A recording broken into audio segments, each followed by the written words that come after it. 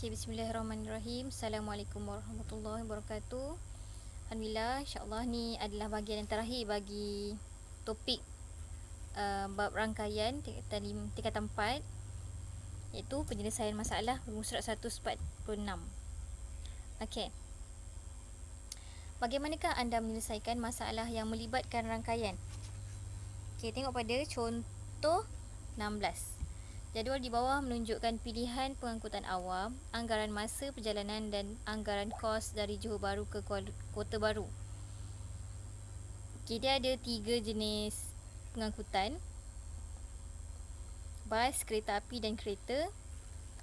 Dan juga masa perjalanan dia. Masa perjalanan dia maksudnya bila kenderaan tu jalan.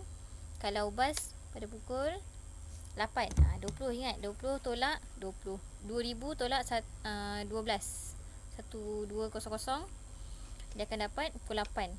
Itu dalam sistem 24 jam. Okay, kenapa dia jadi 20? Sebab tu ada waktu malam, 8 malam. Anggaran tempoh perjalanan dia adalah 9 jam. Untuk kereta api pula, dia gerak pukul 6.30 dan sampai pukul 11.47 pagi.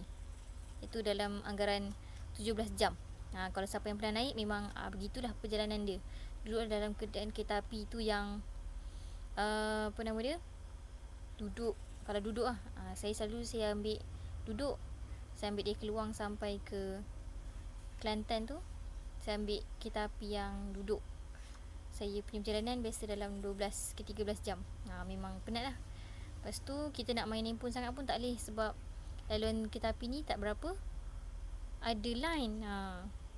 Okay, itu kisah pengalaman. Dan harga tiket dan ataupun kos bahan api. Okay, kalau kereta tadi dia tak ada masa, sebab kereta fix pada kita nak gerak bila. Macam tu. Kalau bas kita kena ikut lah kan, bas tu gerak bila, bukan bas ikut kita kan. Kemudian kalau kereta tu 9 jam. Biasa dalam 9 jam lah perjalanan biasa yang normal speed. Kalau laju lagi mungkin lain, kalau lambat lagi banyak berhenti pun lain. Ini adalah yang kebiasaan. Namanya soalan dia akan ambil yang kebiasaan. Dan anggaran pembelajaran, kalau tiket bas biasa dalam harga 64 ke 75, memang tu harga dia. Kemudian kalau kereta api memang dia jauh lagi murah sebab cepat, sebab dia lambat. Sebab kenapa dia lambat? Kalau yang pernah naik kereta api, awak tahulah sebab dia banyak berhenti. Kenapa dia banyak berhenti? Sebab kereta api ni dah ada laluan dia akan berhenti ikut pit stop dia lah. Kalau kereta ni 120 untuk sebuah kereta tu mungkin dalam tu untuk mungkin minyak dan tol. Tapi ke Kelantan tak banyak tol. Okay, ada lalu sikit tapi tak banyak. Dia taklah macam tak lalu langsung. So kat sini kita tengok pada soalan dia. Okay, berdasarkan jadual di atas, tentukan jenis pengangkutan yang harus dipilih dalam situasi yang diberikan di bawah. Berikan justifikasi anda. Pertama sekali, perjalanan yang melibatkan seorang dewasa tanpa kekangan masa. Maksudnya dia tak kisah sampai bila. So kita tengok sini, dewasa. Ni mungkin harga dalam harga range dewasa lah. Dan kita nak ambil sebab dia kata tak ada kisah masa kan. So kita tak tengok masa ni tak apa, kita tengoklah yang satu lagi. Kita tengok pada harga. Jadi untuk seorang contoh kalau seorang dah harga 64, kita tengok yang dewasa 49, ni 43, 120. So semestinya adalah yang paling murah, jimat lah untuk satu perjalanan tu adalah menggunakan kereta api. Walaupun dia ambil tempat sekarang dia tanya pada pengangkutan kan, takkanlah tanya detail lagi. So yang boleh lah kalau nak ambil yang tempat tidur pun taklah jauh sangat beza dengan harga yang dewasa tanpa tempat tidur, maksudnya yang kerusi sahaja. Kalau nak tengok macam mana keadaan dia ni, bolehlah Google. Menarik sebenarnya, seronok. Yang tempat tidur ni memang katil, dia siap ada langsir. Macam tu lah. Tapi saya setakat ni saya tak pernah ambil yang tempat tidur. Saya biasa jalan seorang, saya ambil yang kerusi sahaja. Alright, so soalan 1 kita ambil kereta api. Kereta api sebab lebih jimat. Okay. Dan B, perjalanan melibatkan seorang dewasa dengan kekangan masa. Okay, dia nak cepat. Jadi kita tengok antara dua ni, ada dua je yang cepat. 9 jam dengan 8 jam. 9 jam dan 9 jam, dua-dua 9 jam. Tapi kalau kita tengok harga bas dengan untuk kereta, dia seorang tau. 120 ni 2 kali ganda daripada 64 ni. Jadi untuk situasi kedua kita ambil bas sebab lebih jimat. Dia nak cepat kan, jimat daripada kereta. Kita yang bandingkan dengan kereta api pula sebab 17 jam, 2 kali ganda.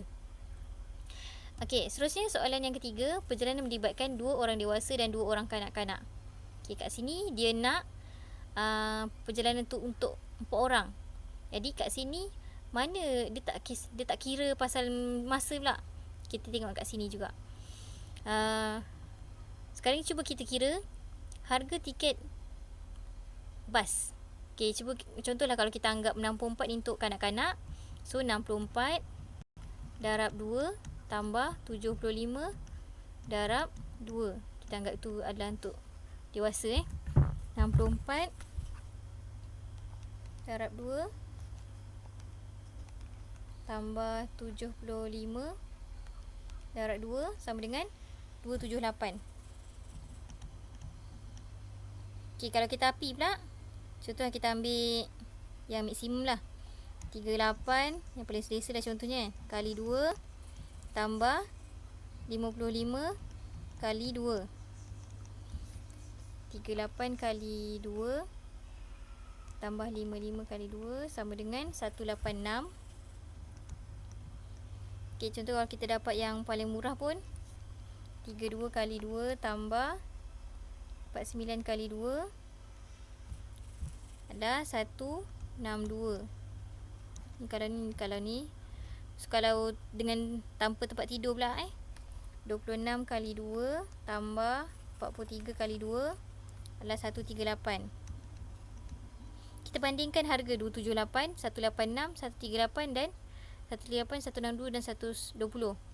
Maka 120 adalah yang paling jimat dengan 4 orang tadi. 2 dewasa dan 2 kanak-kanak, dan juga tempoh dia pun lebih cepat, 9 jam.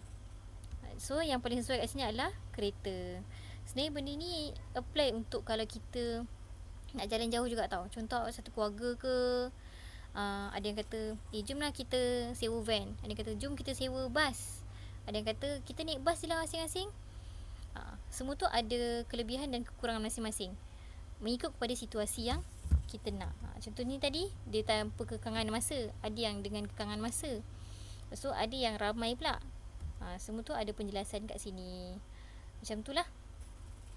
Jadi boleh baca penjelasan yang dia dah berikan dalam buku teks. Alright, seterusnya contoh 17. Contoh 17, peta di atas menunjukkan laluan penerbangan domestik oleh sebuah syarikat penerbangan swasta di Malaysia. Encik Joshua bekerja di Kuala Lumpur. Beliau ingin melawat keluarganya di Kota Kinabalu. Nyatakan laluan penerbangan terbaik yang boleh dipilih oleh Encik Joshua. Okey, dia dekat Kuala Lumpur. Okey, Kuala Lumpur. Okey, Kuala Lumpur kat sini. Dia nak pergi KK, Kota Kinabalu, Sabah.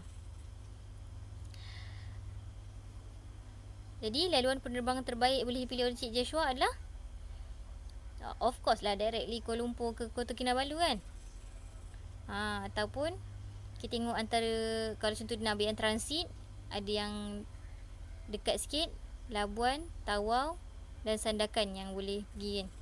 So mungkin dia boleh ambil ke Kuala Lumpur ke Labuan dan dia transit ke Kota Kinabalu. Boleh lah macam mana. Bandar Seri Begawan ni tak boleh, okey. Kenapa? Sebab ni adalah Brunei. Ni awak dah kena guna pasport pula. So kat sini, apakah kelebihan dan kekurangan bagi pilihan penerbangan pada jawapan A? Kelebihan dia adalah paling cepat lah. Dan kekurangan pula, mungkin yang cepat tu adalah lebih tinggi kosnya. Macam tu lah. Mungkin ke Labuan ni lagi murah. Dan mungkin dia boleh buat kereta je ke Kota Kinabalu ke. Tak boleh, jauh juga Kota Kinabalu dengan Labuan ni. Maksudnya mungkin dia ada ikutlah macam mana. Tapi sekarang ni itulah kelebihan dia, lebih cepat. Mungkin satu lagi kurangannya adalah lebih mahal. Macam tu. Okay, benda ni awak boleh baca sendiri kat dalam buku teks, dan nanti Ustazah akan terangkan soalan mana yang awak perlu buat latihan. So sebenarnya kita dah habis. Dan ini adalah keseluruhan pembelajaran topik rangkaian kita. Tengok ada graf mudah, dan ada gelung dan bilang tepi ni. Ingat ni gelung. Ni bilang tepi, tepi ni ada banyak. Graf tak terarah ni tak ada anak panah, nampak ni. Graf terarah tengok kat buku awak lah, ada anak panahnya ni. Kemudian subgraf, daripada satu graf tu dia ada graf-graf kecil. Tu adalah subgraf. Dan graf berpemberat ni ada nilai. Dan graf tak berpemberat, pokok. Graf pokok ni dia ada sifat-sifat dia. Dia mesti satu arah sahaja. Ni awak boleh buka balik kat buku tu, fahamkan. Okay. So terima kasih, harap semua dapat fahami dan ulang kaji topik rangkaian. Right. Terima kasih semua. Assalamualaikum warahmatullahi wabarakatuh.